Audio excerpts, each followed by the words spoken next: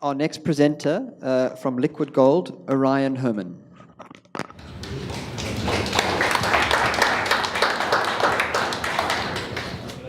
Okay, good afternoon, ladies and gentlemen. My name is Orion Herman. I'm a CEO and founder of a company called LiquidGold. But before I get into the why and the how, let me tell you a story. So when we were in Holland testing our technology, a lady came up to us and she said to us, Orion, great technology. I couldn't understand why we always needed to flush the toilet when just to urinate.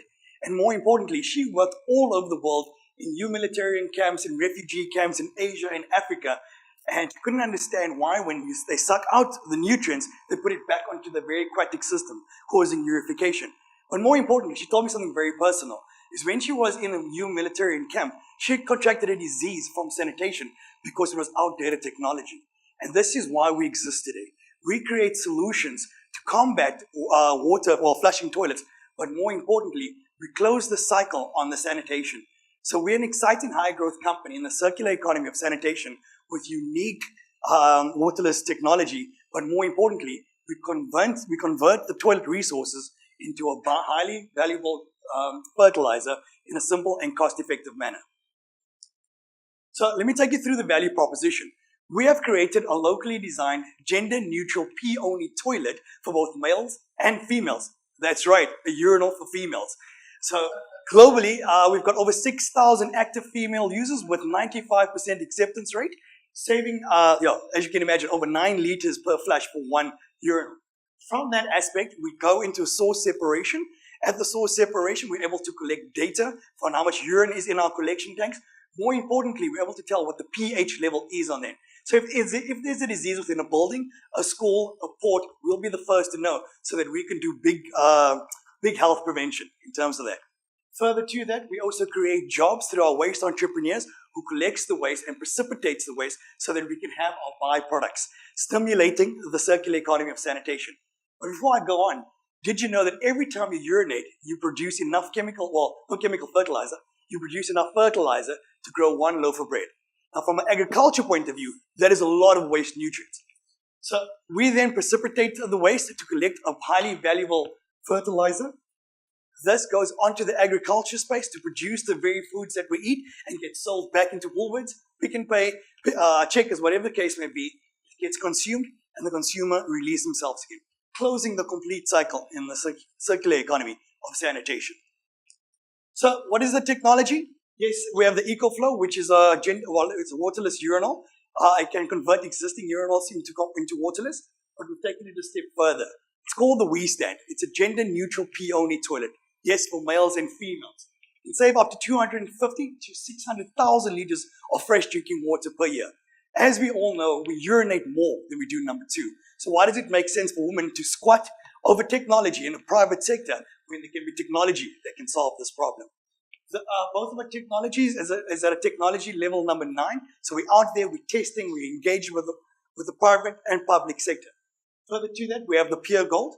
All right, it has 4 of the 6 major elements in any fertilizer. We're at technology level number 6, working with University of Cape Town to get it to the next level so we can optimize the industry and license the whole process. So, business summary, we started in 2015 to purely meet the needs for reducing water consumption in corporate sector. Further to that, we were challenged by the Department of Education as to your product is too male-dominated. So this sent us back to the drawing board to create the gender-neutral toilet. I want to say female urinal, but anyway, we got global patents on our design, active users, and Africa's first. Further to that, we got a team of passionate, we're small but dedicated, passionate SDG recyclers who have the skill set from agriculture, science, engineering, business development, and customer experience. We've actually won the global title. We came back from Spain to win the global title for one of the best companies. We took on 150 companies global and we won the title for passion, engineering, a business model, as well as disruptiveness. We have impressive off-takes in order to meet the need for safe sanitation within schools in Limpopo at the moment.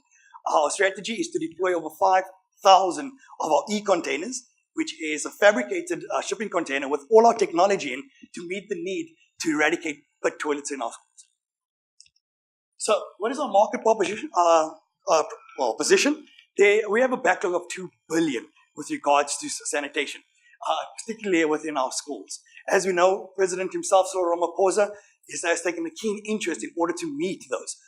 We've been identified as one of the companies to meet the need of safe sanitation.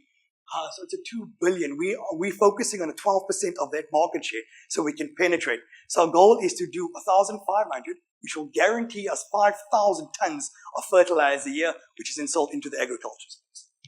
Our solution is 50% cheaper than your conventional technology. We charge 25,000 Rand per cubicle for a toilet, where your market is charging 88,000 Rand.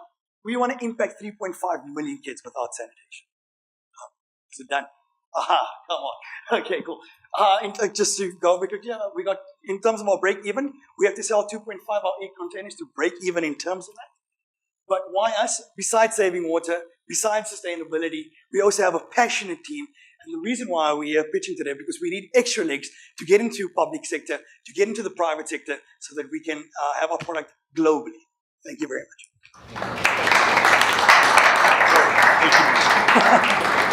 Thanks, Orion. Judges, any questions? Yep. Yeah, I've got two quick questions.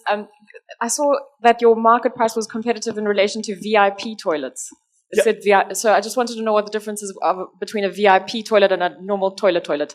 And then also, how do you get, I don't know how to say this in gender neutral language, but non-males to adopt your technology? And how did that work out? I'd love to hear more about how you got the uptake going there. All right. To answer your first question, yes, so VIP, so pit latrines, VIP pit latrines. And then your second one is a built infrastructure, so brick and mortar with a pit toilet.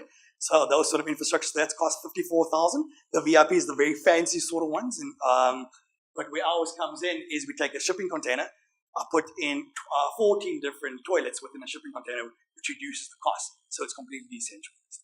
Second, your uptake. So with regards to gender neutral, so we found out from market research that women still wanted their privacy when it came to the technology. So, which is very important. So we didn't just go to market just to put in technology. We understood what the market wanted. So you still have your privacy, just now you got an option. It's still separated from the male and female. It's just in terms of manufacturing, it's the same design, just a different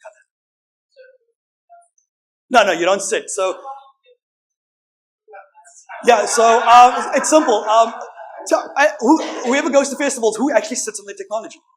Who go in a private sector, in a private club or whatever? Who sits on the technology? Most females are taught not to. So most females are taught not to sit or engage in the technology purely from a bacterial point of view. There's so much. I get you, but then you're still dealing with openness, and that allows bacteria to flow through. So we based it on the same behavior that women generally squat. So you squat without touching the technology, you don't touch anything, do your thing, and you walk out. Yeah, say again? No. Yes, we do. And like in the European market, all the women preferred our technology. In the South African context, or the African context, all the women were a bit more resilient. So that's why we target in schools. Yes. I'm just trying to understand, because you're also saying that this is kind of seen as an alternative to your pit latrines, also to try and replace it. But what do you do about the number two? Because, so you must have some technology for that as well. 100%. So that's where strategic partners come involved. So there's actually a Cape Town company that provides composting toilets. So yeah, we do offer that. But when we went into the solutions, we found that most of the kids at school prefer to do number one at school, but yet they still deal with an open pit solution. And then just one follow-up question on it as well. I just want to understand, because I imagine your big cost here is going to be distribution and logistics, because are you then taking all of that urine to a central place to then treat? And surely that must have huge costs associated with that. Yeah, and very good question, and it often comes up. So for every 20 containers we deploy, we create one waste entrepreneur under the job aspect. Then he manages in a certain area. But linked to that, all our collection tanks, all our primary collection tanks have got software to tell us what is the level of waste. So it mitigates the risk from able to play the guesswork in terms of where to fetch it. So when we say waste entrepreneur, he earns a kickback off the waste that he brings back. So that also allows us to reduce our logistics costs. No more questions? Okay. Brilliant. Ryan, thank you. Yeah. Anyone want fertilizer?